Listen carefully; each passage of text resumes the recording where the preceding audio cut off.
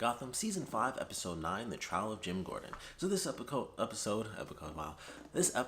of course, starts with Jim basically being shot, which they show off in the promo. Surprise, surprise, he doesn't die. Jim was shot, he lived, everything was fine. We get a little bit of him going through the motions, which we kind of get this a lot in TV shows when the main character is like really close to death. There's always the episode where they kind of die, and then they're on trial for the sins that they've gone through. His sins were at least not his entire life. Like they kind of glossed over. It's like every time you do something, it's really bad. But I mean, he's done some like legit stuff. I think it was like season 2 or 3 when he was like straight up murdering people. I think it was like the first episode of season 2 or something where it was like he just straight up killed a dude, and I was like, ooh, that's tough. But it was entertaining, and it was just like, oh, you failed to save the people and whatever the thing was, sanctuary, and or haven, that's what it was. And so it was like everything was pretty much just this season, and then they had a little bit of stuff with Lee in there, and I was like, he's fine. It was like, what a shock. He lived. But it was good. I liked the episode as a whole. I was fine with it. That was oddly enough, that was like my least favorite part about it. I was like, I don't care about this. It's always the same thing. It's always, this is what this character has done, and it's them. It's like the most introspective, element of a character when they almost die, and then they're basically on this like spiritual plane, and they're in court for all the things that they've done, and they have to like realize 100% like this is when it's all laid out, this is what you've done, and this is the person that you are. And it was just like, yeah, I've seen it done before. It literally never changes. It's the same thing. It's not like it's always the heroes that do it. Like what would really be cool is if that happened to a villain character and then they lived, and then we see what happens after that. But it's always the hero character. It's like it's like, well, I've done bad things, but I'm the good guy, and this happens and that happens, and they have to figure out who they are going forward. And ultimately, they're just a slightly different version of the same character. It's just natural, character development. Like, that's all there is to it. So, it's kind of like a cliche thing to see. So, it was just like, seen it a million times. It did, they didn't do anything here. They didn't really focus on it too much either. So, it was also like, it was really short compared to the other actual elements of the episode, which I enjoyed. Because I was like, I'm glad that that's not actually the big chunk of the episode. It's like, the stuff happening outside of that where it's legitimately, this is really happening. Like, Ivy actually was shot in the stomach. I thought they killed her for a second because I was like, man, they were dropping off the villains like flies in this season. But she just gets shot. She tries to kill Jim. Fortunately, that ends up failing, which like I said, we kind of all expected. But it was still fun. It was definitely a fun episode. Bullock being super pissed was entertaining. Like he goes to Penguin, he punches him and stuff like that. It was like out of control Bullock for a little bit. So I enjoyed that. Zaz is always hilarious, whether he's mind controlled or not. He's super funny, so that's just entertaining. Of course, Ivy being like the big villain for the episode, she possesses a bunch of different characters. Bruce being one of them. We see the Mad Max dude end up coming back to fight Selena. She beats him again. No big shock there. Bruce ends up going to Lucius, and so I thought it was cool that we got to see Lucius because it was funny. I actually thought about it before he showed up in the episode. I was like, man, where is Lucius at? I feel like we never see him anymore. He's never like in the GCPD, which is odd considering the city's so crazy. I felt like he was in the GCPD more when things were normal compared to now. But I was like, cool, we got to see Lucius, so that was nice. But we also got to see Alfred for like one scene, which I thought was super weird. But I was like, cool, Alfred's in it. But it was 2 scenes because he does end up talking to Lee. But it was like he was in like the first half of the episode, and then he wasn't there like at all, unless I'm mistaken. But I know he didn't have any like speaking moments. But I thought it was kind of weird. It was like he's in the scene with Zaz where he punches him out. And then he's in the scene with Lee when he, talks to her about, like, I didn't really want to be a father and the stuff that came up when, of course, Bruce's parents died.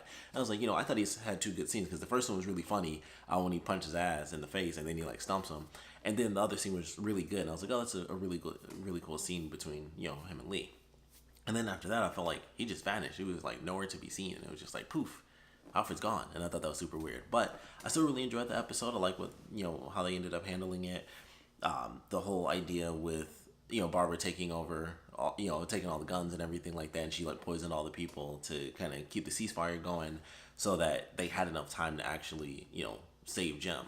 And so of course he comes out of it, everything's fine. He officially proposes to Lee, so they do a little time skip, which I thought was very surprising at the end. I guess technically it doesn't matter that much, but it does show that they're progressing forward, because I think if I'm not mistaken, it was.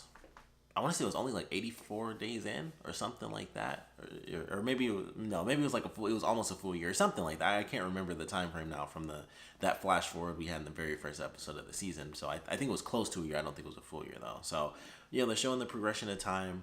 They do the full month skip.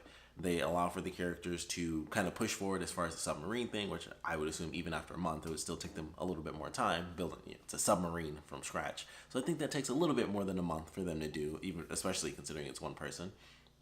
So, they'll still be talking about it, but they're a lot closer to it. Of course, Jim and Lee actually getting married is like, okay, that's, a big deal thing. And Penguin talks about Barbara, and it seems like they're super close. That's why I was like, it seems like even after a month, that seems super quick. But the way they were talking, it seemed like they were super close to being done with the sub. And it was like, no matter what happens, you will always be the crazy woman that's trying to keep Jim away from his child. And he's like, he'll follow you to the ends of the earth. And she's like, let him try. So I thought that was an interesting way to end it. I don't know what the next episode is going to be because I had to watch this one on Hulu. So, I have to like search out the promos. And I was like, it's not that big of a deal. I'll just watch the episode. I'll just wait. But I'm excited for where they're headed. I like this one. I thought it was a fun, kind of tight-knit episode. Considering Ivy actually survived this one, I'm curious what her return is going to actually end up being, going closer to the end. Like, what's going to be her end-game plan since this one fell? Like, her whole deal was like, I want to kill Jim Gordon. But that didn't exactly pan out. So I'm curious how that's going to play for her character and what she's going to decide to do whenever they bring her back. Of course, we still have all the other characters. Scarecrow showed up once. We still haven't seen either Freeze or Firefly like once in this season. So they haven't even made an appearance yet. So I'm still waiting for them. And, the whole thing where it's like they have the two warring factions. So I want to see more of them come back. I want to see Scarecrow again. Excuse me. Pretty much anyone that isn't dead, I want to see them come back. And that's most likely what they're going to do anyway. But looking forward to where we're headed in the next episode and just how things are going to end up progressing. And it seems like when they have the wedding, of course, they push the Bruce Selena thing where it's like, he realizes how much he loves her and stuff like that. So be interesting to see how that relationship ends up playing out as we, of course, go towards the end of the series. But definitely enjoyed this one. Of course, we'd love to know what you guys thought about it. So please put your comments down in the comment section below. Let me know your favorite parts about it, least favorite parts about it. And I would love to know what you guys thought about Ivy's plan and her trying to take out Jim and wipe out the city pretty much and send it into chaos. What do you think of that as a whole? Like, did it seem like it would have had any real impact on you or anything like that? Do you think it would have made a difference? Obviously, they wouldn't kill Jim. So I think story-wise, it was entertaining for the moment rather than, overall. It was kind of a filler thing except for the fact that, they got married at the end. Other than that, it was kind of par for the course. It was like, all right, yeah, some people died. Some people didn't die. People were going crazy. People were mind-controlled, and then they weren't. And it was kind of just like, yep, normal cycle for, a Gotham episode. It's like crazy, crazy, crazy, and then it just goes back to like not as crazy anymore. And that was pretty much it. The only really, like I said, long-standing thing was the fact that they got married. Other than that, everything else was pretty much the same, like, slight development. So we'd love to know what you guys thought about the plan as a whole to take out Jim and the way Ivy kind of went about it. And like I said, definitely want to know what you guys thought about this episode in general. So please put your comments down in the comment section below. And of course, thanks for watching.